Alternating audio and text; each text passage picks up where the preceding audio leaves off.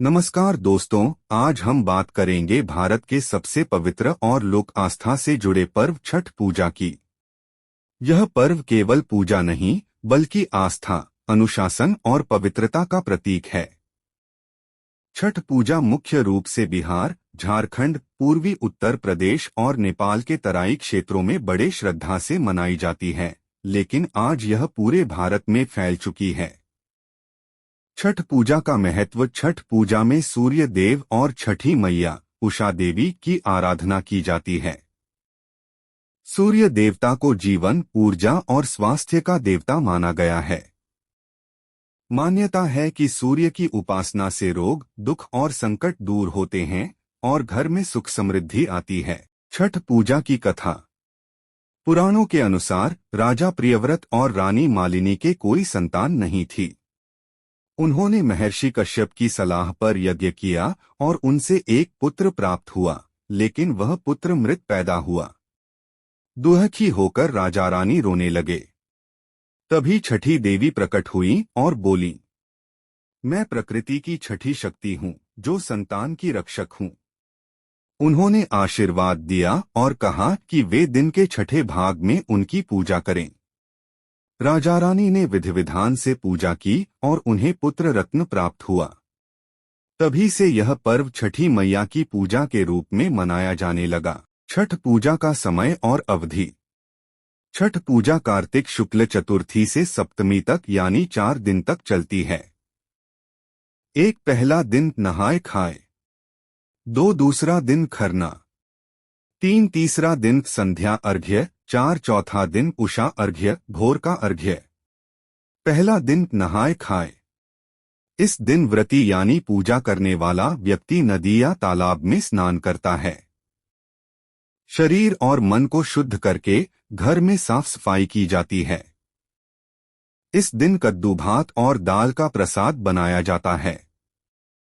व्रती इस भोजन को प्रसाद रूप में ग्रहण करता है और फिर उपवास की शुरुआत करता है।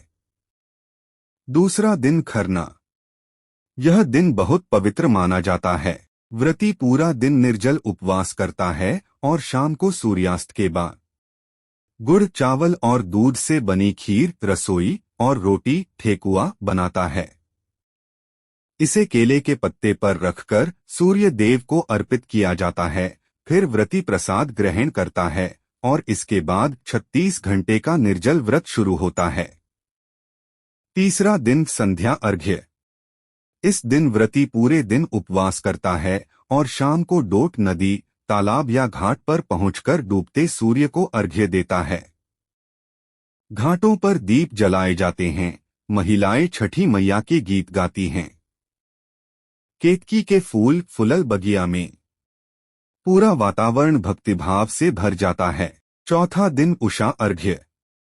यह दिन छठ पूजा का सबसे महत्वपूर्ण दिन होता है।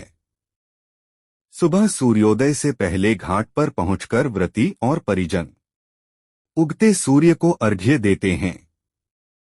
इसके बाद व्रती अपना व्रत खोलता है। लोग एक दूसरे को प्रसाद बांटते हैं और परिवार की खुशहाली की कामना करते हैं। प्रसाद और व्रत के नियम। छठ पूजा का प्रसाद पूरी तरह सात्विक होता है।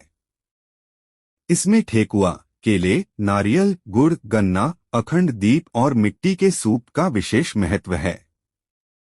पूरे व्रत में नमक, तेल, प्याज, लहसुन का प्रयोग नहीं किया जाता।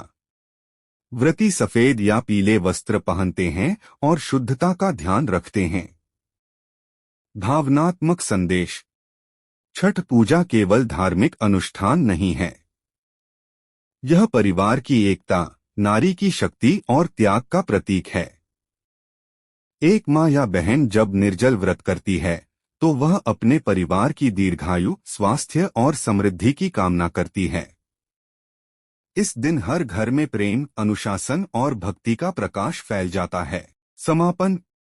छठ मैया का आशीर्वाद सभी को मिले, हर घर में सुख, शांति और समृद्धि बनी रहे। याद रखिए, जहां आस्था होती है वहां चमत्कार अपने आप हो जाता है।